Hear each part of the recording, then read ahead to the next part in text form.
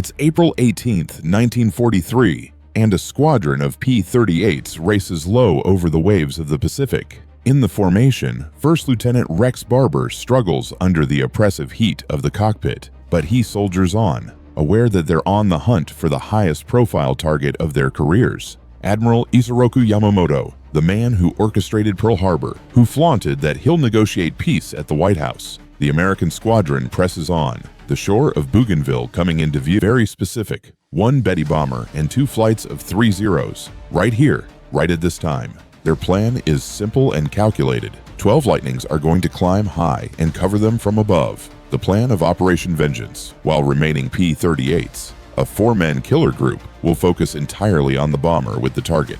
They almost reach Bougainville when the radio signal comes in.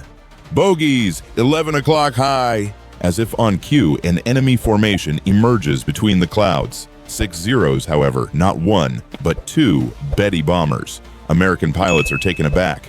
Their plan is falling apart. Which one of them is Yamamoto's?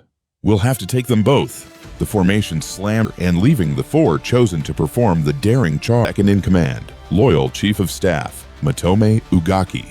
Ugaki is dozing off in his seat. Races past and slows right in front. Confused, Ugaki takes a closer look and realizes the pilot is waving his hand, frenetically pointing at something. Then suddenly the radio operator shouts for the pilot to dive, and the Betty breaks into an abrupt, evasive maneuver. The officers all hang on for dear life as the Japanese bomber plunges into a desperate dive. Ugaki is trying and failing to spot Yamamoto's aircraft. Outside, 3 Zeros die for the pair of incoming P-38s, desperate to stop the attack.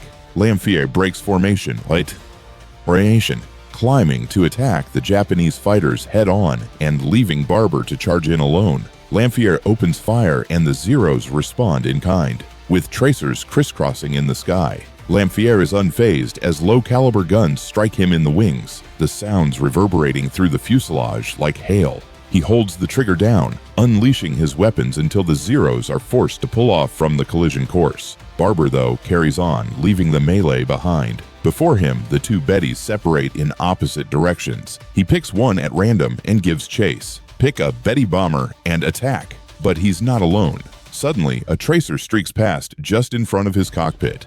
A Zero from Lamfier's fight has chased him down as firing in from above. The tracers continue to zip past his windshield. He fights the urge to pull away and aims his sights square on the bomber. Barber pulls the trigger and unleashes a hail of 50 caliber and 20 millimeter fire. The shells rip through the enemy aircraft. Parts fall away from the engine cowling and a plume of oil pours out of the machine. But Barber is relentless. He holds the trigger down even as he hears and feels his own aircraft being hit from behind. He'll have to take this bomber even if it's the last thing he ever does. But then the Zero hounding him roars past, giving him a few vital moments of reprieve. Barber takes a better aim and continues dismantling the bomber, tearing it apart as he chases it all the way down to treetop height. Then suddenly the bomber pulls up out of control and rolls in the air. Barber immediately dodges, barely missing the bomber's wing as it tumbles out of control and crashes into a tree below, explodes and Hine up ahead.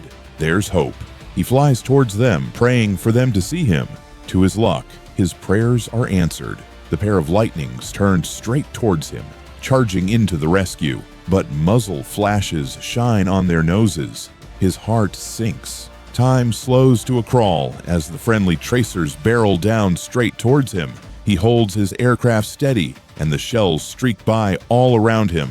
He's surrounded by lead, shots from allies and enemy enveloping his machine. The Lightnings come closer and closer, guns blazing, until they roar past overhead, and suddenly the skies fall to an abrupt calm. Barber looks back, shaken. All the aircraft are gone. The P-38s are speeding off, and the Zeros have been scattered. 9th of August, 1945. Indignant that same day, he dressed in his officer's clothes, took a ceremonial sword gifted to him by Yamamoto, and set off in the last kamikaze attack of the war. Ugaki before his final kamikaze mission. On the American side, the death of Yamamoto was received with great fanfare, but not all was celebration. Tragically, First Lieutenant Raymond Hine would never make it home. His crippled P-38 gave out underneath him somewhere in the return flight.